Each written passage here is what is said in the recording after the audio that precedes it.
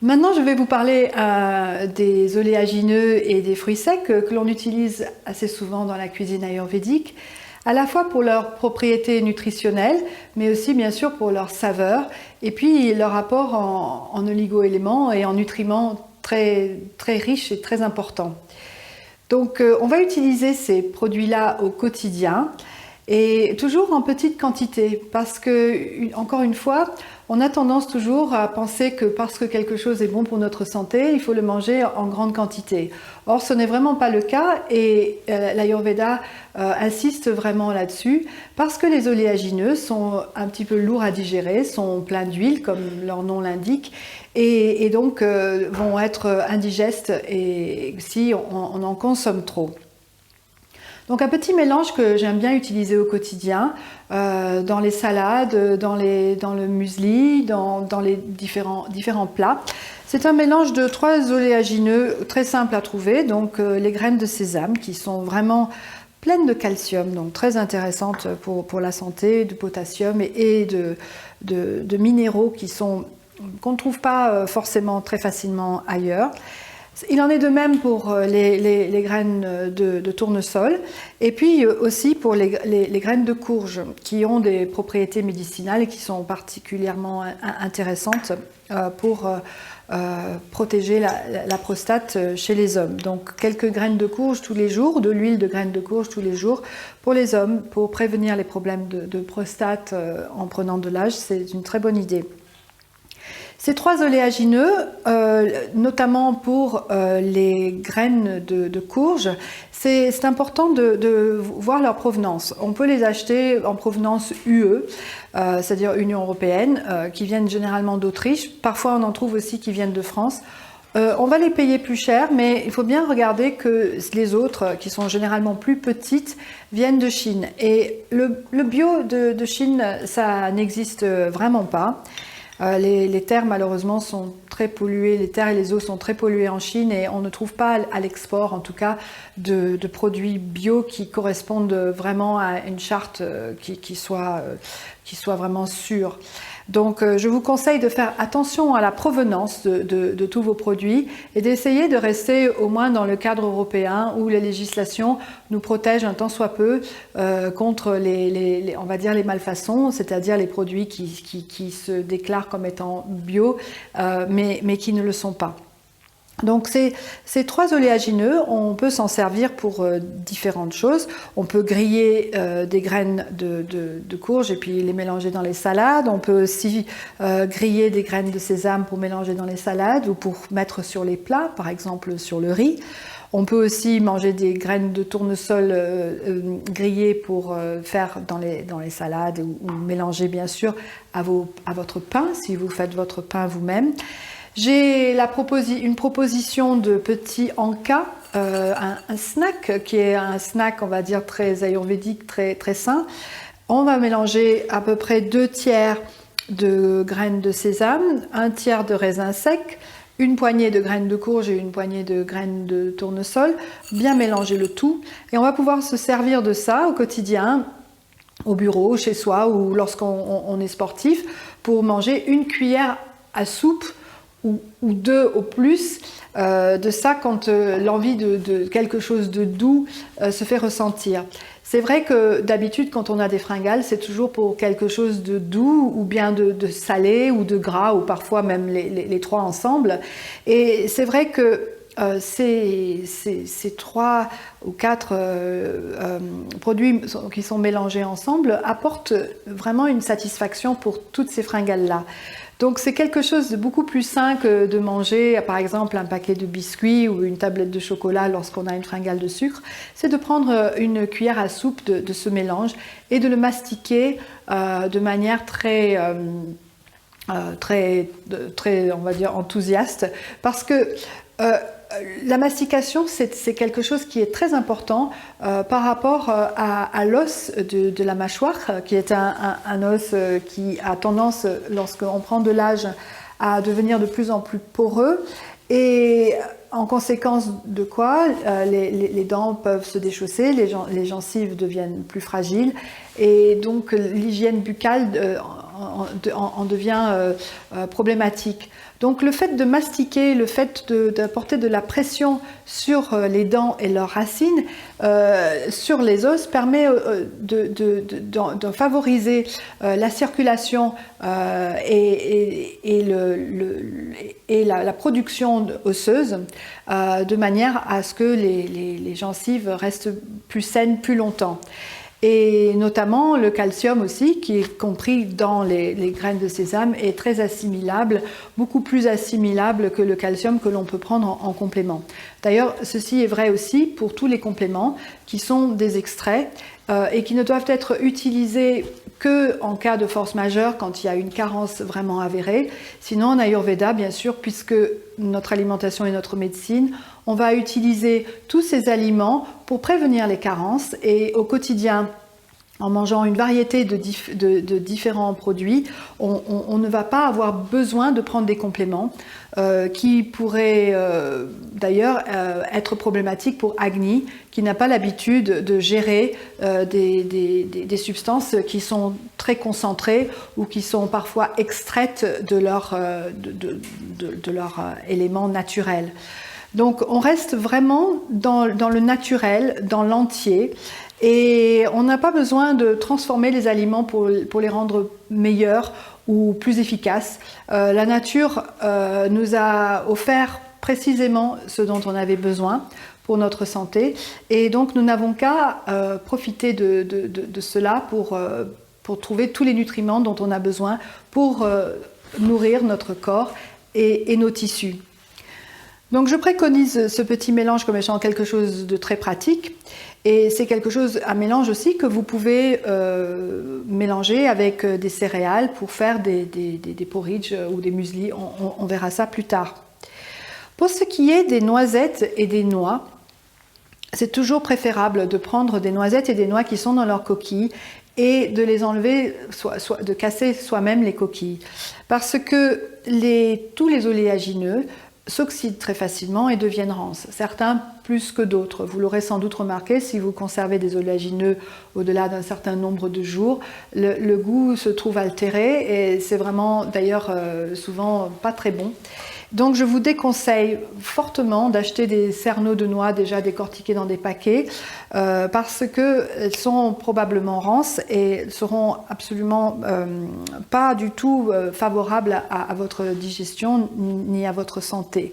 Car quand les choses sont rances, ça veut dire qu'elles sont oxydées, et donc vous allez produire des radicaux libres, et ça sera pas du tout l'effet que vous recherchez en mangeant ce type d'aliments.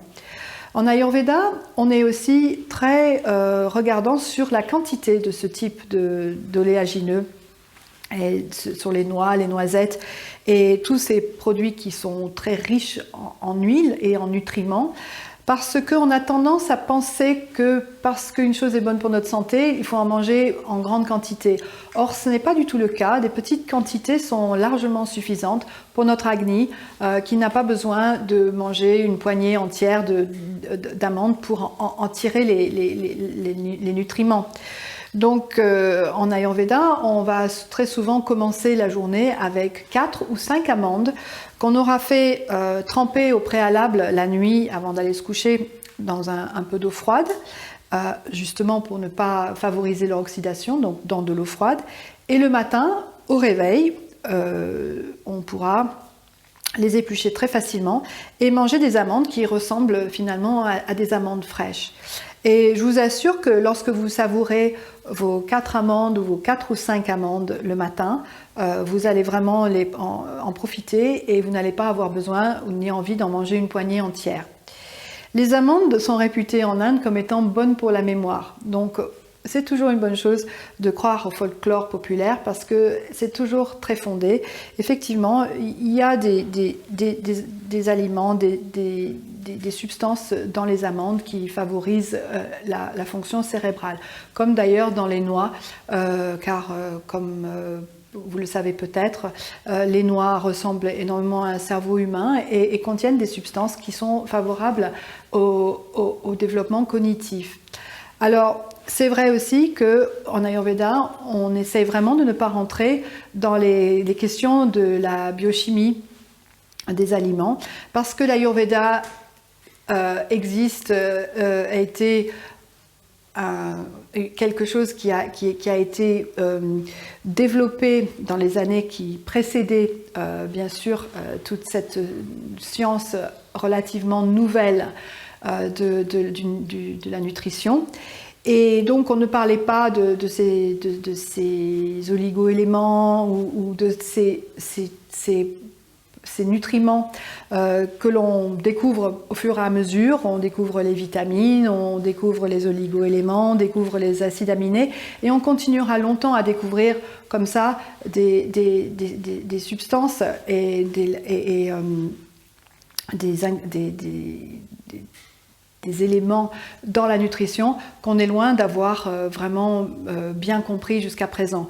Donc on va se contenter de ce que la nature nous offre, spécifiquement dans la mesure du possible dans la région où l'on vit, et on peut s'assurer que notre mère nature sait ce qu'il y a de meilleur pour nous et est capable de nous donner ce dont on a besoin quand on en a besoin, dans la forme dont on a besoin de les consommer. C'est-à-dire qu'on peut les consommer vraiment dans leur forme naturelle, sans être obligé ni de les transformer, ni d'en extraire des substances qui pourraient être plus intéressantes que d'autres, parce qu'on sait très peu de choses.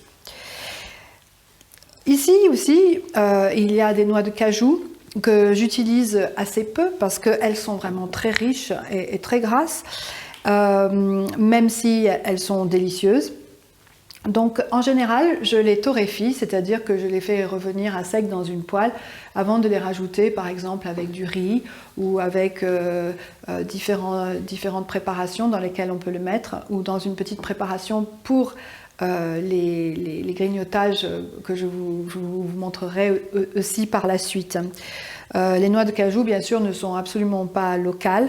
Il y a quelques exceptions comme ça, malheureusement qu'on ne peut pas contourner, mais on peut aussi choisir de ne pas manger de noix de cajou, car il y a par exemple en ce moment une très grande mode pour les noix du Brésil. Notre civilisation a bien sûr survécu à des millénaires sans avoir à manger des noix du Brésil. Donc on peut continuer sans les baies de goji, sans les noix du Brésil et sans les choses que l'on importe de très loin, souvent avec une empreinte carbone qui est quand même très mal proportionnée par rapport aux bénéfices que l'on peut retirer d'une noix du Brésil qui a été épluchée dans une usine il y a un an et qui nous arrive dans les magasins aujourd'hui. Donc je vous propose d'essayer le plus possible de consommer des aliments qui sont locaux, en faisant des exceptions, bien sûr, de temps à autre, pour votre plaisir, mais sans penser que si ça vient de loin et que tout le monde en parle et que c'est un super aliment, c'est la chose absolument incontournable qu'il faut absolument que vous achetiez. Ça, c'est vraiment un mythe. On a des super aliments à notre disposition tous les jours. L'ail est un super aliment, par exemple, et on n'a pas besoin d'aller très loin le chercher, et on n'a pas besoin de payer un prix très, très élevé pour pouvoir manger des choses qui seraient meilleures que d'autres. Ensuite, j'ai ici, et ça c'est un petit peu la même histoire que les noix de cajou, un petit peu de noix de coco séchées que j'utilise aussi parfois pour agrémenter les plats de riz. Je le fais griller à sec dans une poêle et je l'en rajoute un petit peu à la fin. C'est pour le plaisir. Je sais aussi que la noix de coco vient de loin. Ça fait partie peut-être des choses que l'on peut utiliser en modération quand même. Et parfois le lait de coco ou l'huile de coco peuvent être aussi intéressants pour la cuisine ayurvédique. Mais en aucun cas, vous n'êtes pas obligé d'adopter ces produits exotiques si vous n'avez pas l'habitude de les utiliser, si ça ne vous tente pas.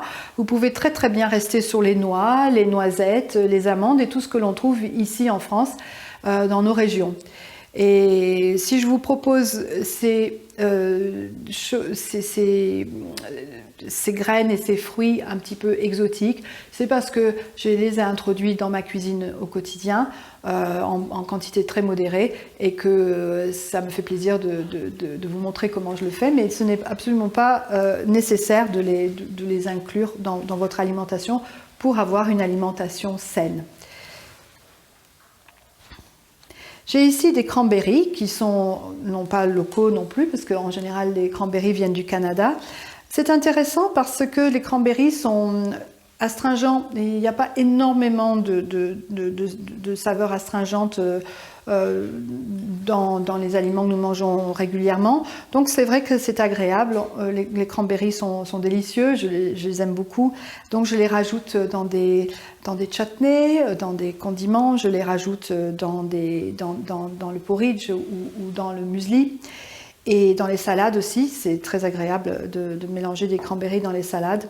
Ou on peut aussi mélanger des raisins secs si on n'a pas de cranberries, bien sûr.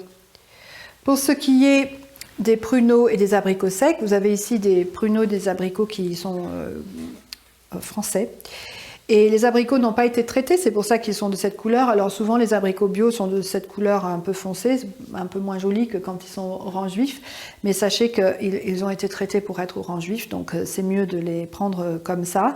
Les abricots, les pruneaux, principalement les pruneaux d'ailleurs, sont très connus pour leurs propriétés laxatives. Alors c'est vraiment un exemple très très intéressant de l'aliment comme médecine. On n'a pas besoin d'aller chercher très loin. Parfois il suffit de manger 3 pruneaux et de boire une petite tisane chaude par-dessus après le dîner le soir pour avoir vraiment aller à la selle très facilement le lendemain matin. Donc ça peut parfois pour certaines personnes suffire. En tout cas, si on ajoute beaucoup de légumes dans l'alimentation, plus d'huile, etc., les pruneaux vont en général vraiment être suffisants pour pallier à une constipation légère et sans aucun danger, bien sûr, ni d'effets secondaires, ni d'addiction, comme certains laxatifs peuvent malheureusement avoir. Donc les pruneaux sont un moyen agréable, même s'ils sont pleins de sucre. Mais c'est un sucre naturel, donc en Ayurveda, on n'est pas du tout contre les sucres naturels. Je vous expliquerai ça pendant qu'on parlera des sucres. Donc j'ai fait le tour des oléagineux et des fruits secs qui sont sur cette table. Comme vous le savez, il y en a bien d'autres. Il y a les figues sèches, il y a toutes sortes d'autres fruits qui peuvent vous être agréables et que vous pouvez consommer si vous le souhaitez.